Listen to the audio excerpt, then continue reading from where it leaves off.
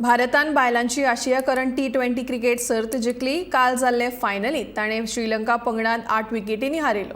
श्रीलंकेन toss जिखून पयली batting करपाचो निर्णय घेतलो। भारताच्या उत्कृष्ट बॅटिंगे मुखार श्रीलंकेक 20 ओव्हरींनी 9 विकेटी वगडावन फक्त 65 धांवड्यो करप शक्य जाल्यो। इनोकान सगळ्यांत चड 18 धांवड्यो केल्यो। भारता वतीन रेणुका सिंग ठाकुरान 3 विकेटी घेतल्यो।